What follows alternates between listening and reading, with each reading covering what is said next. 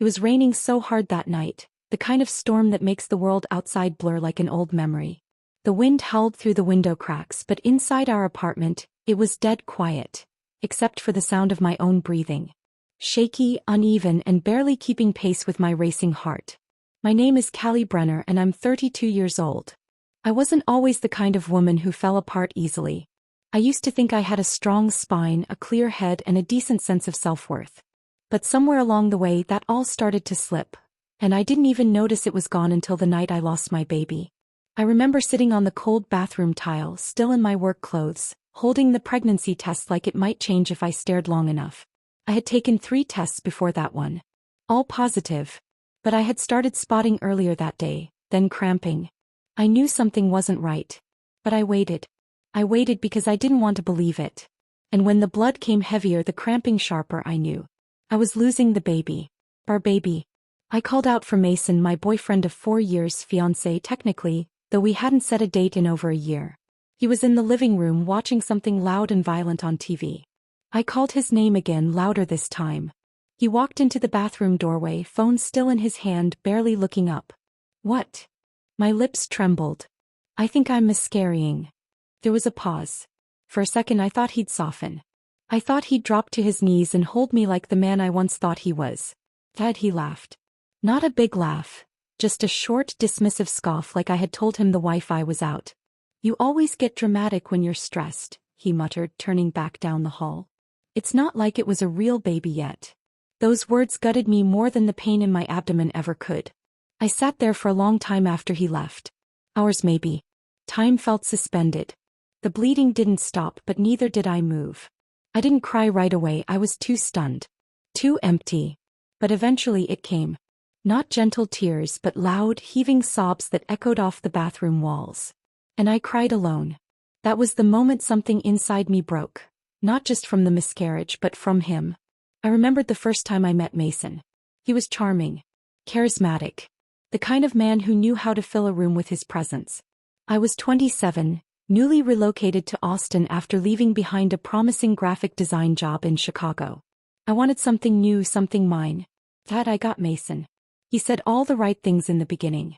He liked that I was independent. He admired my creative mind, he said. And when he asked me to move in with him just 7 months later, I said yes. When he told me he had a business idea but needed help with the paperwork, I offered my credit. When he asked me to scale back on work to support his vision, I agreed. Piece by piece, I let go of my life to fit into his. And now here I was, crumpled on a bathroom floor, mourning a child that only mattered to me. Crying for a life that had never really been mine. And the man I thought I loved, who I thought would love me through anything, laughed. That was the last night I cried for Mason. Because in the darkest, loneliest moment of my life he showed me exactly who he was. And I heard it, clearer than the thunder rolling outside. He did not care. It wasn't just emotional neglect. It was coldness. Indifference. And maybe I had seen signs before. The way he interrupted when I spoke. How he made every conversation about him. The subtle digs about my weight.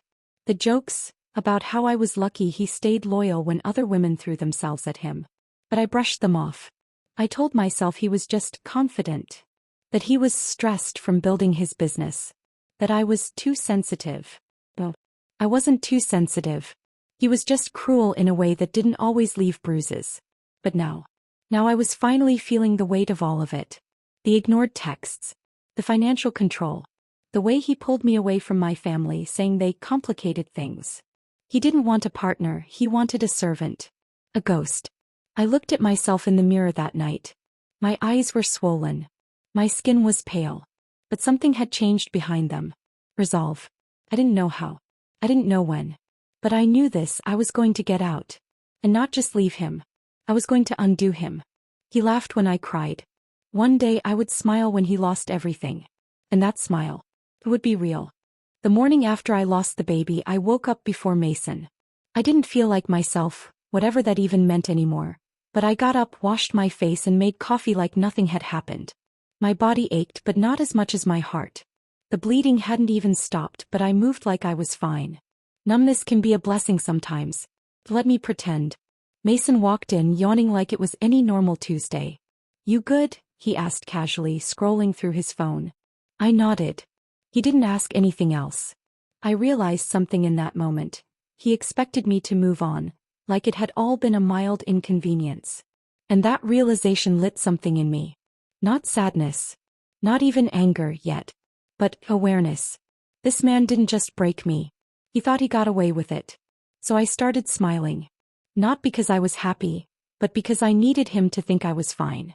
That I had let it go. That I had gone back to being his quiet, accommodating girlfriend, always 2 steps behind, always sacrificing. That's how I started to build the illusion. I played the part for weeks. I laughed at his awful jokes, celebrated his business wins, which were really just him overspending on unnecessary office furniture and signing contracts he didn't read. I even made peace with the fact that he was probably cheating again. I didn't have to catch him. I knew. But this time I wasn't going to confront him or cry. This time I was going to be smarter. He once told me that registering his company under my name helped him look more legitimate. He couldn't get the loan without my credit score, and I had perfect credit at the time. Clean, reliable, responsible. All the things he wasn't. He made me a co-owner on paper but never let me make a single decision. I never had a company card. Never saw the books. Just signed what he told me to sign. That had been my first mistake. But it would also be my way out. I started slow. First, I ordered a second phone, a cheap prepaid one he wouldn't notice. I used it to sign up for a business email with my maiden name and created a new LinkedIn profile. Nothing flashy, just subtle breadcrumbs that wouldn't alert him. Then every time he left the apartment, which was often because his ego needed constant social attention, I'd log into his laptop. He was sloppy with passwords. I wasn't looking for secrets. I was building a file. Screenshots of transactions, emails, invoices that didn't match the taxes he bragged about dodging. I sent everything to a password-protected cloud folder under an alias. I don't know what felt better, seeing the receipts of his lies or knowing I finally had proof of the house of cards he'd built. Meanwhile, I quietly started taking online design clients again. I found a freelance site and offered logo packages at cheap rates just to get reviews. Every time I got paid, I transferred the money to a new account he didn't know about. It wasn't a lot at first, but it was mine. And every time Mason said something condescending like, "It's cute how you're trying to work again," I smiled and nodded. Let him think it was cute. Let him keep thinking I was small. Because the more invisible I became to him, the more dangerous I could be. It wasn't just about revenge, not at first. It was survival. I had given this man 4 years of my life, my body, my love, and now I was left with nothing. No job, no baby, no support system. My parents hadn't spoken to me in months. Mason made sure of that. He'd called my dad controlling, and convinced me they didn't respect my choices. Now I saw what was really happening. I wasn't just rebuilding a career. I was taking my life back. There were nights I cried when he couldn't hear me. Not for him, never again, but for the version of myself I'd abandoned. For the woman who once lit up rooms and made things with her hands.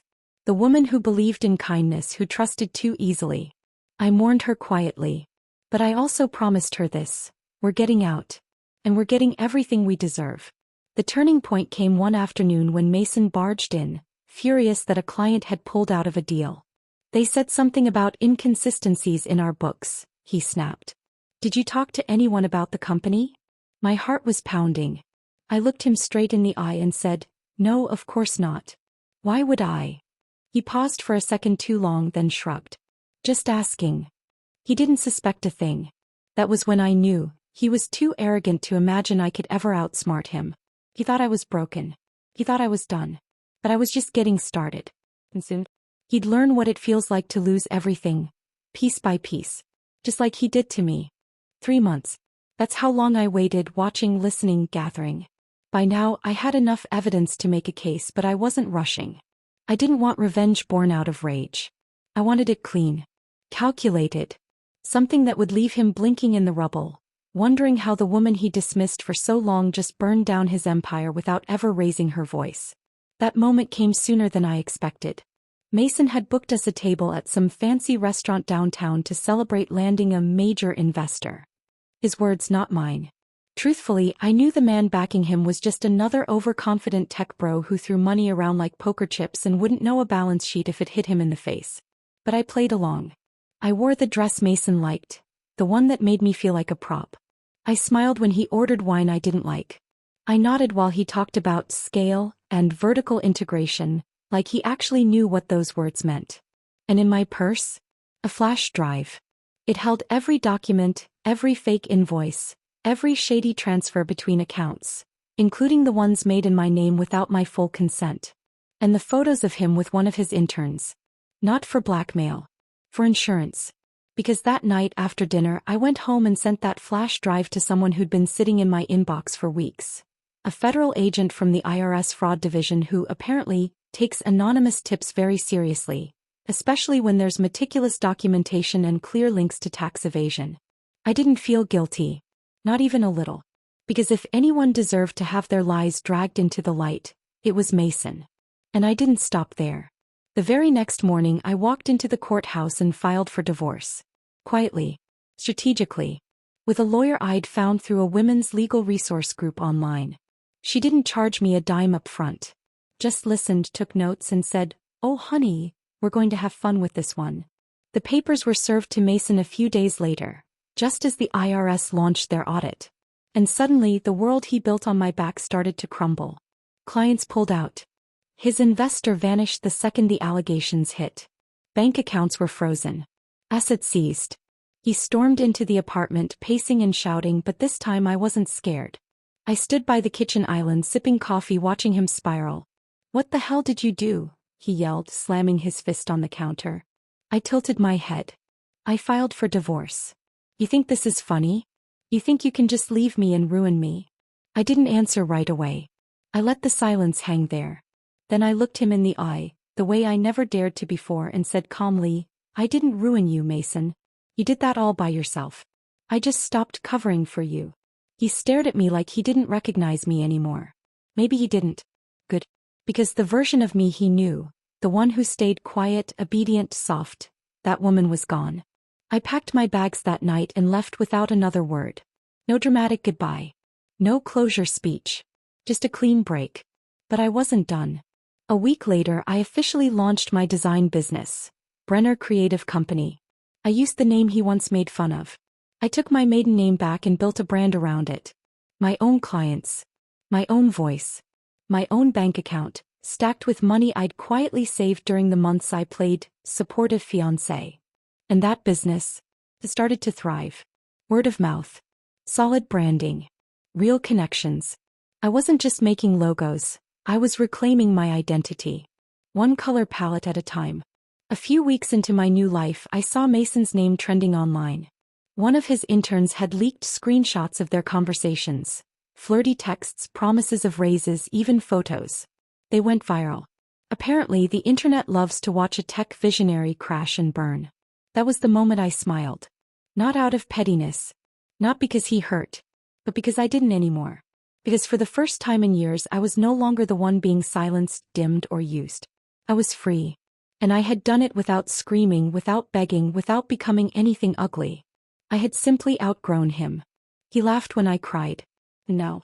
I smiled as everything he built on lies and ego came crashing down. I didn't expect him to show up. But a part of me knew he would. They always come back. Not because they've changed but because they hate losing. It was a Sunday afternoon. Quiet. Peaceful. I was working in my new studio space, the one I could finally afford after landing a steady stream of freelance clients. My favorite candle was burning, music playing low, the light spilling through the window just right. It was the first time in years my environment matched my peace. Then came the knock on the door. Soft. Hesitant. I opened it and there he was. Mason. He looked like a man who had aged 10 years in 3 months. His face wasn't tanned and polished anymore. It was sallow, tired. His hair was unwashed. He wore a hoodie I hadn't seen since our early days, the one I used to steal to sleep in. I didn't say anything at first. He gave a pathetic half-smile, eyes red-rimmed. "Hi, Callie." He said my name like it was a lifeline. I leaned against the doorframe, calm. "So, waiting. I know I messed everything up," he said, his voice cracking like he rehearsed this but didn't think it through. "I lost the company. They froze all my assets. I'm couch surfing now. No one wants to touch my name." Silence. He looked down. "I didn't realize how much I needed you until you left." There was the line. The script. I didn't speak right away. I looked at him and let the weight of everything I'd carried rise to the surface. But not in sadness. In strength. Because now I saw him clearly. Without the filter of love or obligation or guilt. Just a man who had mistaken my kindness for weakness. A man who thought loyalty was a leash and mistook my silence for stupidity. I know, I finally said. I know you didn't realize it. He looked up hopeful. But I did, I added. I realized it the night you laughed while I was bleeding. I realized it every time you lied and told me it was love. I realized it when I sat in that bathroom mourning something you never cared about. He winced. I wasn't in a good place back then. No, I cut him off gently. You were exactly who you are. No. Now I'm in a good place. And you don't get to be here. He blinked. Callie, please. I don't have anyone else. That was the part that almost got me. Not because I felt bad for him, but because I remembered what it was like to feel that alone. To sit in silence wishing someone would just hold you and say you matter. But I had survived that silence. And I had learned something powerful inside it. You don't need to go back to the person who broke you just because you're both lonely now. I looked him in the eye and said the words I had waited so long to say, I'm not your safe place anymore. Then I closed the door. Not with anger. Not with bitterness. Just peace. Final. Firm. A full stop on a story that no longer deserved my chapters. I went back to my desk. I sat down and opened my laptop to a message from a new client. Another referral. Another step forward. Another piece of the life I built with my own hands. And I smiled. Not because Mason was broken, but because I wasn't anymore. He laughed when I cried. And now I smiled, not out of cruelty but from knowing I finally chose myself. For the first time in years I was no longer waiting to be loved the right way. I had become the woman who loved herself enough to walk away. Thank you so much for listening to my story. Your support means everything. If this story touched you or made you think, please subscribe to our channel for more real, powerful stories.